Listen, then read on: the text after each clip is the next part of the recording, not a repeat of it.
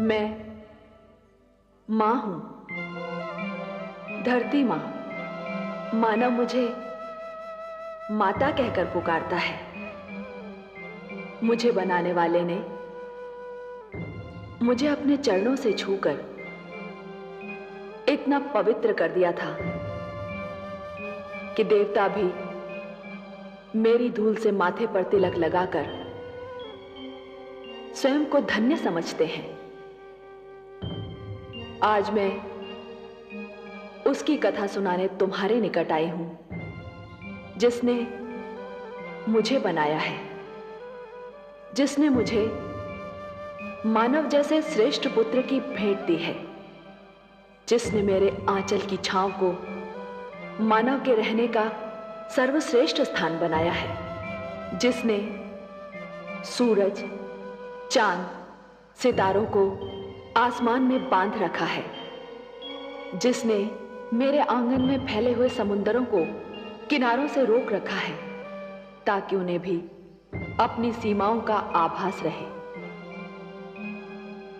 किंतु जो स्वयं असीम है, अनंत है, जो जन्मदाता भी है और पालन करता भी।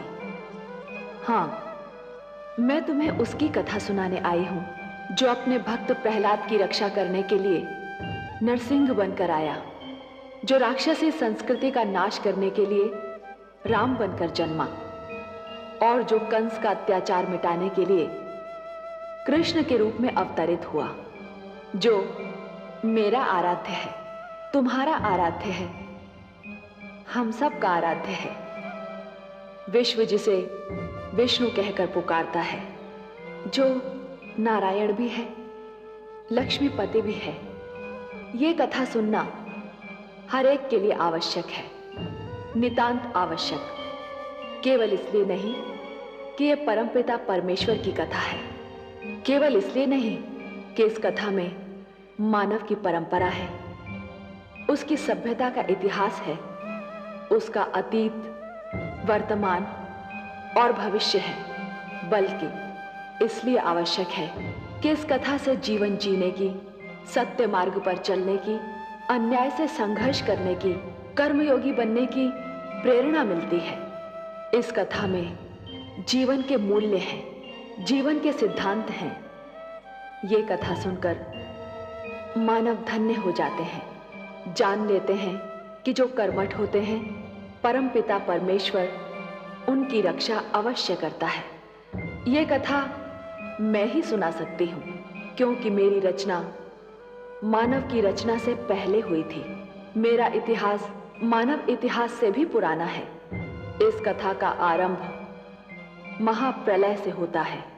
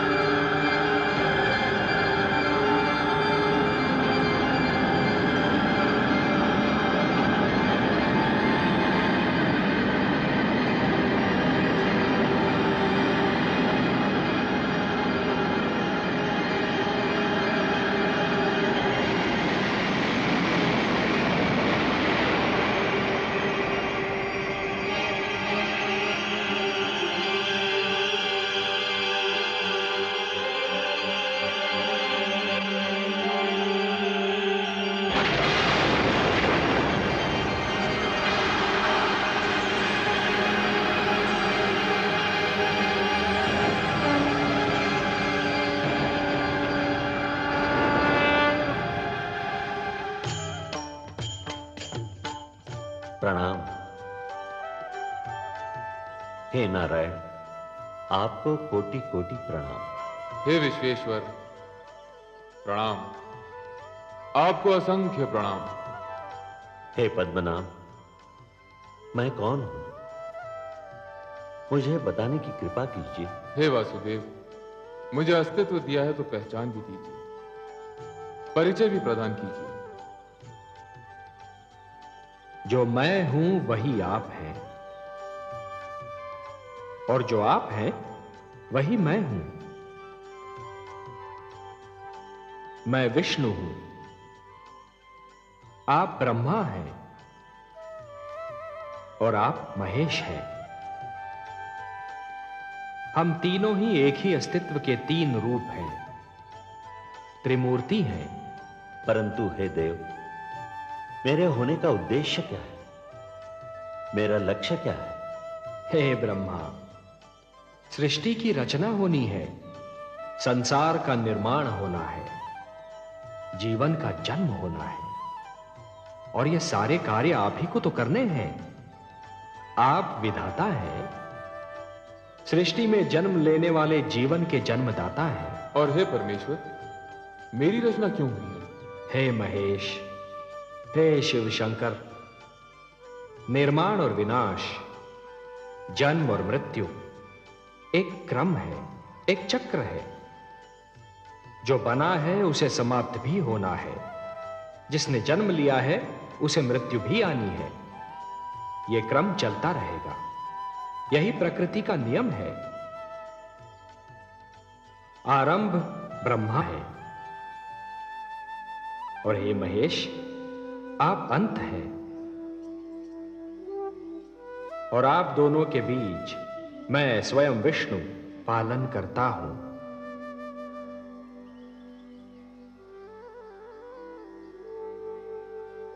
हे ब्रह्मा, हे विधाता, सृष्टि की रचना का शुभारंभ कीजिए।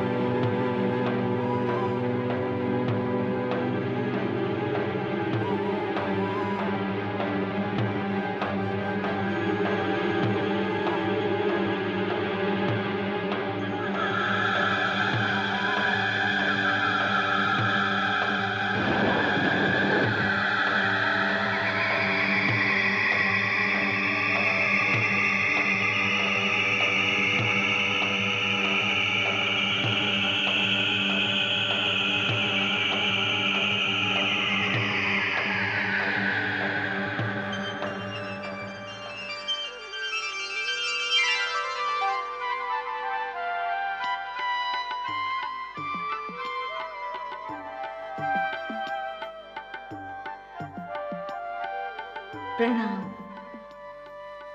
परमेश्वर, प्रणाम। हे नारायण, आपको कोटि कोटि प्रणाम। हे नाथ, हे सर्वशक्तिमान, आप तो अपने आप में ही संपूर्ण थे, फिर मेरी रचना करने की क्या आवश्यकता थी? हे महादेवी, जैसे एक पुष्प सुगंध के बिना, वृक्ष फल के बिना और दर्पण छाया के बिना अधूरा होता है, उसी प्रकार एक पुरुष नारी के बिना अधूरा है। और ये तो केवल हम ही जानते हैं ना महादेवी, कि संसार को ममता और स्नेह और एक पुरुष को प्रेरणा, संघर्ष की शक्ति और जीवन भर का साथ केवल एक नारी ही दे सकती है। इसीलिए हमने आपकी रचना की है, और हम आपको एक सुंदर सा नाम भी देने जा रहे हैं, लक्ष्मी। संसार हमारे नाम से पहले आपका नाम लेगा, हमें लक्ष्मी नारायण के नाम से पुकारेगा। लक्ष्मी नारायण।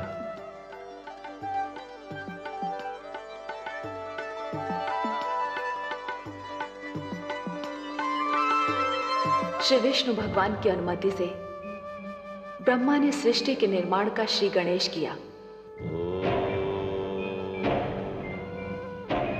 सबसे पहले अपनी भुजाओं से उन्होंने 4 मनु पैदा किए।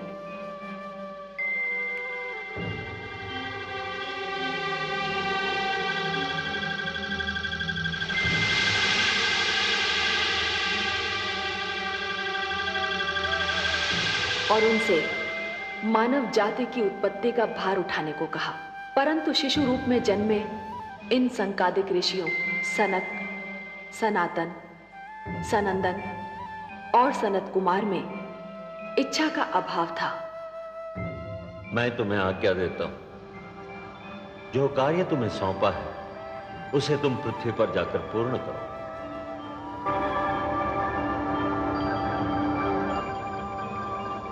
तो मैं तुम्हें शाप देता हूं, जाओ, निकल जाओ यहां से। उन्होंने मानव जाति को जन्म देने जैसा महान भार उठाने में स्वयं को असमर्थ पाया। इच्छा का संबंध ज्ञान से है और ज्ञान की जड़ें विद्या में होती हैं। ब्रह्मा ने यह सोचकर निर्णय लिया कि मानव से पहले सृष्टि में ज्ञान का उजाला फैलाना चाहिए। जीवन को ज्ञान मिलने से पहले ज्ञान को जीवन मिलना चाहिए।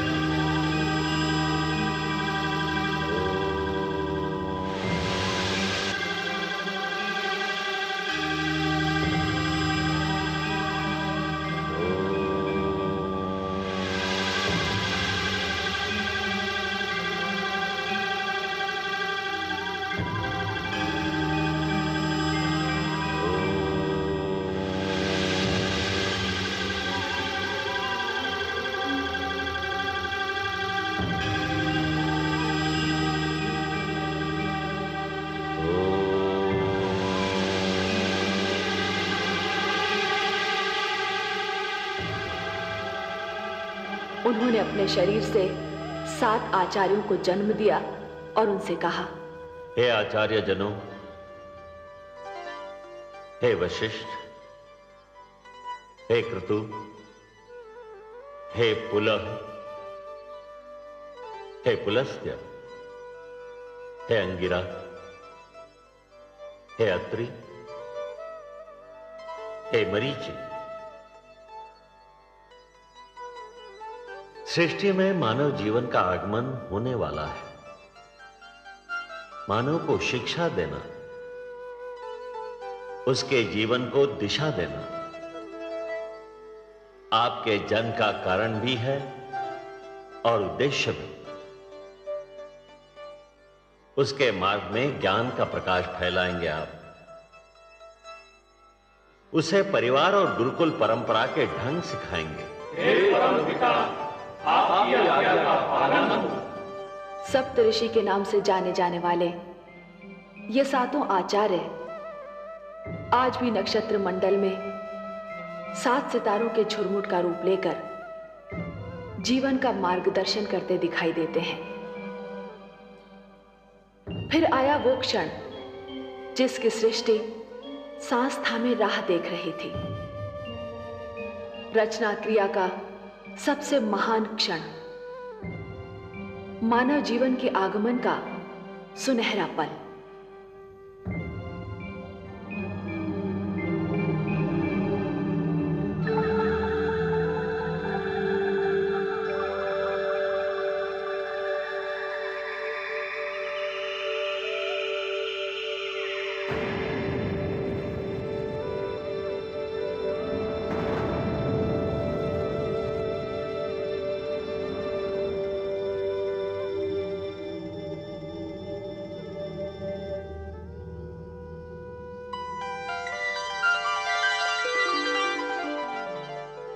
प्रणाम प्रभु।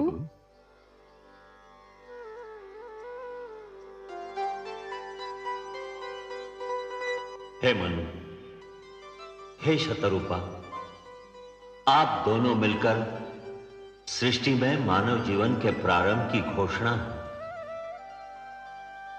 जीवन रचना की शक्ति अब मैं आप दोनों को प्रदान करता हूं। मनु, आप पुरुष हैं, शतरूपा आप स्त्री।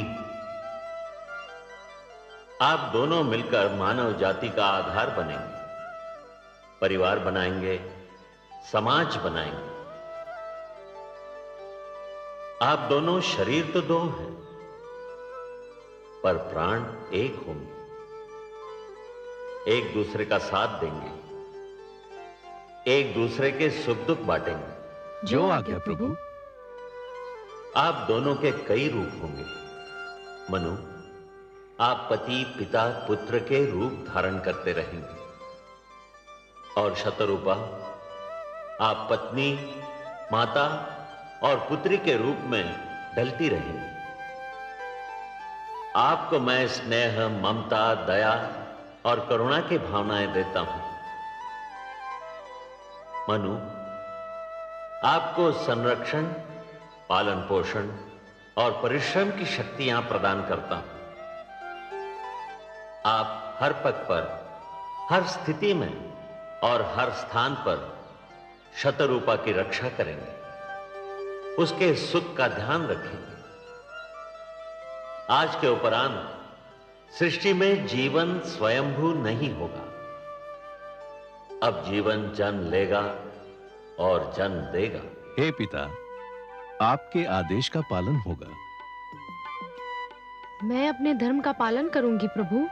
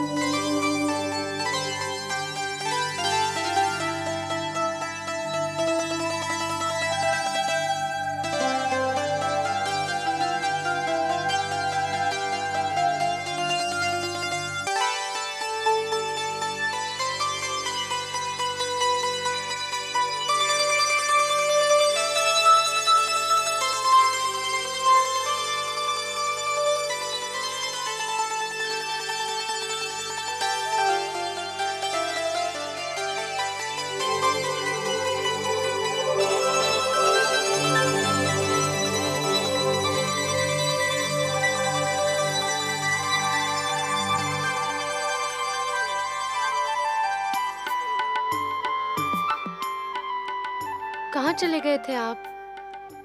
आपको पास ना पाकर मैं कितनी घबरा गई थी। क्यों चले गए थे मुझसे दूर?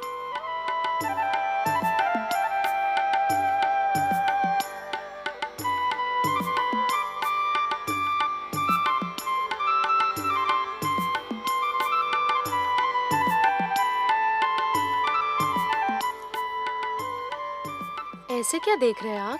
देख नहीं रहा हूं देवी, सोच रहा हूं। क्या सोच रहे हैं? यही कि आपके प्रश्न का उत्तर दूं या ऐसे ही आपको निहारता रहूं, या आपकी मधुर वाणी सुनता रहूं। ऐसी क्या बात है मुझ में और मेरी वाणी में? आपको सामने पाकर मुझे ऐसा लगा जैसे उषा की लालिमा, पुष्प की कोमलता, चंद्रमा की शीतलता और झरनों की मधुरता सब एक ही शरीर में ढल गई हों।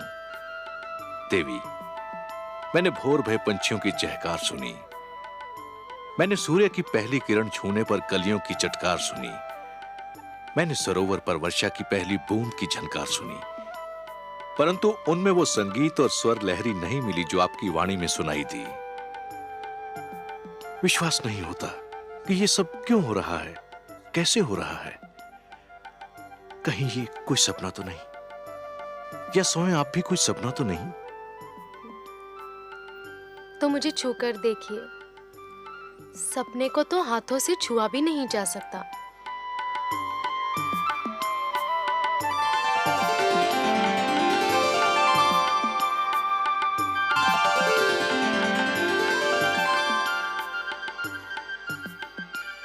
अब पता चला कि मैं सपना हूं या सत्य? आप सत्य हैं देवी, सृष्टि का सबसे सुंदर सत्य। ब्रह्मा ने मुझे आपके विषय में बहुत सारी बातें बताई थीं, परंतु एक बात नहीं बताई थी जो मैंने अब जान ली है। कौन सी बात? यही कि आप मेरी संगिनी नहीं, मेरी आवश्यकता भी हो। आपने अधूरी बात जानी स्वामी। क्यों? पूरी बात यह है कि हम दोनों एक दूसरे की आवश्यकता है।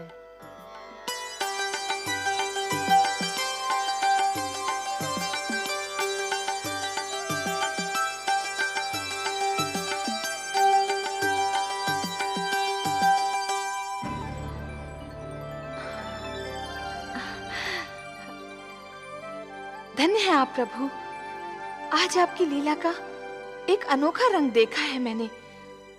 कितना सुंदर है ये संसार, कितनी अनुपम है ये रचना, ये प्रेम, ये भावना, ये स्नेह। मनु और शत्रुपा की भावनाओं में जो फूल सी सुगंध, मधु सी मिठास और कलियों की कोमलता का अनुभव किया, वैसी भावनाओं से तो हम देवलोक वाले भी वंचित हैं प्रभु। आपको अच्छा लगा महादेवी? बहुत ही अच्छा लगा सर्वेश्वर, बहुत सुंदर, बहुत मधुर। ये भावनाएं और इनको प्रदर्शित करने की शक्ति केवल मानव जाति को मिली है। यदि मानव ने इन भावनाओं की रक्षा की तो ये भावनाएं उसे जीवन की प्रेरणा देंगी, उन्नति की शक्ति देंगी, उसे शांति का मार्ग दिखाएंगी। ये प्रेम, ये स्नेह और एक दूसरे का आदर करने की यह भावना ही मानव जाति को संस्कृति देगी, सभ्यता देगी, उसे उत्थान का मार्ग दिखाएगी। और यदि मानव ने इन भावनाओं को त्याग दिया तो वो पशु और पिशाच के स्तर से भी नीचे जा गिरेगा। मेरी तो प्रार्थना है कि ऐसा दिन कभी ना आए प्रभु। ये सुंदर संसार यूं ही बसा रहे, प्रेम की ये शीतल धूप यूं ही बिखरी रहे, जीवन यूं ही मुस्कुराता रहे। मुझे तो इस धरती और इस जीवन से स्नेह हो गया है प्रभु। भगवान श्री विष्णु की मुस्कान बता रही थी कि माता लक्ष्मी ने अभी संसार का एक ही रूप देखा है। दूसरे रूप का ज्ञान तो केवल भगवान विष्णु को ही था।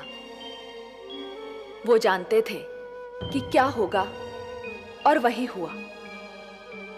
परंतु मानव जन्म के साथ ही मानव के मन में जन्म लिया महत्वाकांक्षाओं ने, लालसाओं ने।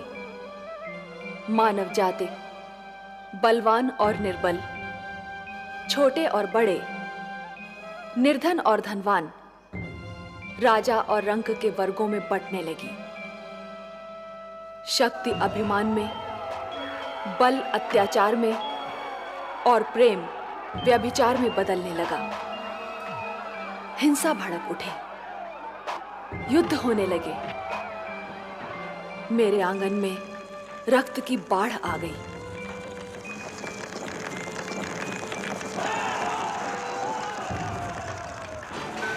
मैं घबरा गई। मैंने मानव को बार बार पुकारा, पर हाहाकार में उसने तो मेरी पुकार नहीं सुनी। परंतु मेरी ये पुकार देवलोक तक पहुंच गई।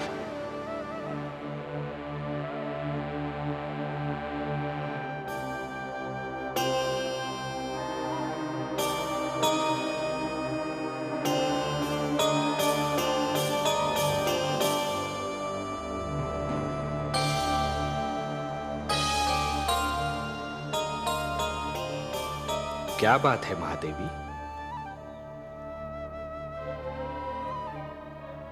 आपके इन सुंदर नयनों में आश्चर्य और विस्मय की छायाएं क्यों तैर रही हैं? किस सोच ने आपके मन को घेर रखा है? कुछ नहीं विश्वेश्वर, यही सोच रही थी कि यदि चित्रकार के बनाए चित्र को कोई बिगाड़ दे तो क्या उसे तनिक भी चिंता नहीं होगी? यदि कोई शिल्पकार की बनाई मूर्ति को तोड़ने की चेष्टा करे तो क्या उसे तनिक भी दुख नहीं होगा? यदि कोई चित्रकार अपना चित्र किसी को उपहार में दे दे तो उस चित्र को संभालना उपहार पाने वाले का कर्तव्य है। कोई शिल्पकार अपनी मूर्ति किसी को भेंट दे दे तो उस मूर्ति की देखभाल करना भेंट पाने वाले का कर्तव्य है। वैसे हम समझ गए कि आप पूछना क्या चाहती हैं। आप तो अंतर्यामी हैं। लगता है आप हमारी धरती पर घटने वाली घटनाओं से पीड़ित हो उठी हैं। हाँ पद्मनाभ, मैं बहुत दुखी हूँ। क्यों हो रहा है ये सब? क्यों मचा है ये हाहाकार? प्रेम बनाया था तो घृणा क्यों बनाई? जो हो रहा है हो सकता है वो वही हो जो स्वयं विधाता ने लिखा हो। और अपना लिखा तो स्वयं विधाता भी नहीं मिटा सकते ना। हे महादेवी, हो सकता है कि यह मानव की परीक्षा हो, उसके कर्मों की परीक्षा हो। पर ऐसा संसार और ऐसा मानव आपने बनाया ही क्यों नारायण, जो आपकी बनाई धरती पर अंधेरा फैला रहा है? तो आप क्या चाहती थीं कि हम केवल दिन बनाते और रात्रि न बनाते? फिर मानव को अंधेरे उजाले का अंतर कैसे जान पड़ता? विष न होता तो अमृत की महत्ता कैसे जानी जाती? पुष्प के साथ कांटे न होते तो पुष्प के सौंदर्य को कौन जान सकता? पतझड़ न आती तो वसंत ऋतु इतनी सुहानी कैसे लगती? हमने मानव को बनाया है देवी। मानव इतिहास को बनाने का कार्य हमने अपने हाथों में नहीं रखा, वो तो उसी पर छोड़ दिया है। अभी तो उसे अपनी शक्ति का आभास हुआ है। इसी से उसे न्याय अन्याय, सत्य असत्य, धर्म अधर्म और पाप और पुण्य की जानकारी भी होगी। हमने बुद्धि दी है मानव को, विवेक दिया है उसे। और यदि मानव ने विवेक से कार्य नहीं किया तो? यदि धरती पर रात्रि इसी प्रकार दिन को निगलती रही तो? अंधकार प्रकाश को डसता रहा तो? तब क्या करेंगे आप? चिंता मत कीजिए देवी। यदि असत्य और अधर्म अपनी सीमा को पार कर गए, यदि धर्म की हानि होने लगी, तो हम स्वयं धरती पर जाएंगे। हम वचनबद्ध हैं। परित्राणाय साधूनाम विनाशाय च दुष्कृताम धर्म संस्थापनार्थाय संभवामि युगे युगे। अपनी लीला तो आप ही स्वयं जानते हैं पद्मनाभ। इस प्रकार आरंभ हुआ प्रकाश और अंधकार के युद्ध का इतिहास, असत्य पर सत्य की विजय का इतिहास, अन्याय पर न्याय की विजय की कथा। और इस कथा का पहला अध्याय था मनु और शत्रुपा का पुत्र महाराज उत्तानपाद, जो दिग्विजय करके अपनी राजधानी लौट रहा है।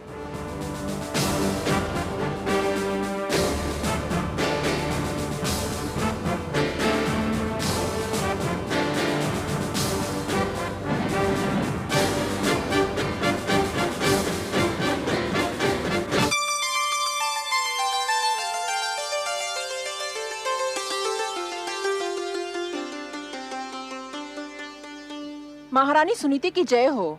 महाराज उत्तानपाद दिग्विजय से लौटकर आ गए हैं। महारानी चलकर उनका स्वागत नहीं करेंगी?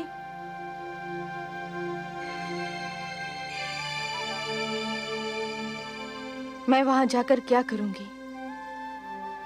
उनका स्वागत करने के लिए तो पहले से वहाँ कोई उपस्थित है। क्षमा करें महारानी, पर आप बड़ी रानी हैं, पट रानी हैं। महाराज के स्वागत का अधिकार तो आप ही को प्राप्त है। अपने स्वागत का अधिकार, देने न देने का अधिकार तो महाराज के हाथों में है, और महाराज ये अधिकार अब किसी और को दे चुके हैं। आप यही है बातें पिताश्री के स्वागत को नहीं गई? नहीं पुत्र, मैं नहीं गई। फिर मैं जाऊंगा पिताश्री का स्वागत करने। तुम भी ना जाओ पुत्र। क्यों बातें? मैं नहीं चाहती कि इतनी कम आयु में तुम पीड़ा और दुख जैसे शब्दों का अर्थ जान लो। तुम्हारे कोमल मन को तनिक भी ठेस लगी ना, तो मैं सहन नहीं कर पाऊंगी। मैं समझा नहीं माताश्री। अभी छोटे हो ना, बहुत सी बातें तुम्हें समझ नहीं आएंगी। पर माताश्री, मैं उनसे मिलने को व्याकुल हो रहा हूँ। इतने दिनों बाद तो लौटे हैं पिताश्री। जहाँ इतने दिन राह देखी है, थोड़ी देर और प्रतीक्षा नहीं कर सकते? वो यहीं आएंगे। एक बात पूछूं माते? अवश्य पूछो। क्या वृक्ष की छाया वृक्ष से दूर रह सकती है? कदापि नहीं। तो फिर पुत्र अपने पिता से कैसे दूर रह सकता है? पिता के प्रेम पर पुत्र का जन्मसिद्ध अधिकार है।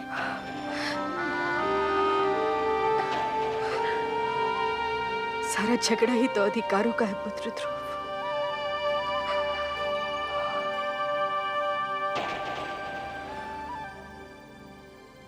अधिकारों का है।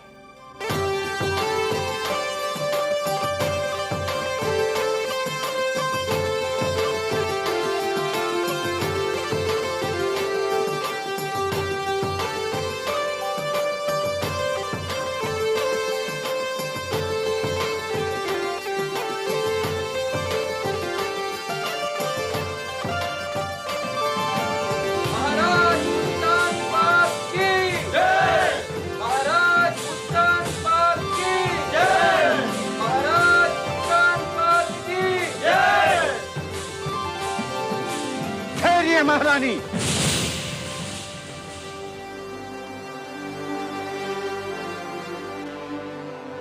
ये उचित नहीं है। क्या उचित नहीं है? महाराज के स्वागत का प्रथम अधिकार बड़ी रानी को प्राप्त होता है। किंतु ये अधिकार महाराज ने बड़ी रानी से लेकर हमें दे दिया है। क्या अंतर पड़ता है गुरुदेव? दोनों ही हमारी रानियां हैं और दोनों में से कोई भी हमारा स्वागत कर सकती है। राजा प्रजा का आदर्श होता है महाराज। राजा जो कार्य करता है, प्रजा उसी का अनुकरण करती है। राजा मार्गदर्शक होता है, समाज उसके पीछे चलता है। उचित अनुचित की परिभाषा भी राजा ही बनाता है। यथा राजा तथा प्रजा। आज जो कार्य हो रहा है, उससे समाज के बड़ों के आदर की परंपरा संकट में आ सकती है। और जब छोटे बड़ों का सम्मान करना छोड़ देंगे तो समाज में उथल पुथल मच जाएगी। और जब समाज में उथल पुथल हो तो राज्य की स्थिरता डगमगा जाती है।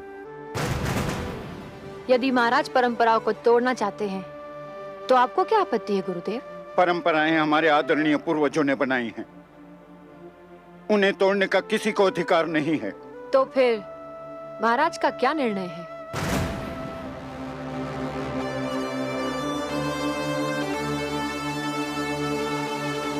हमारा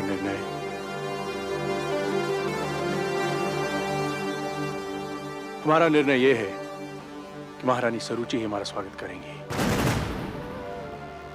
यदि आपका यह निर्णय है तो फिर किसी का भी उपदेश मुझे रोक नहीं सकता। पति का आदेश मानना ही पत्नी का धर्म है और ये धर्म मैं निभाकर ही रहूंगी।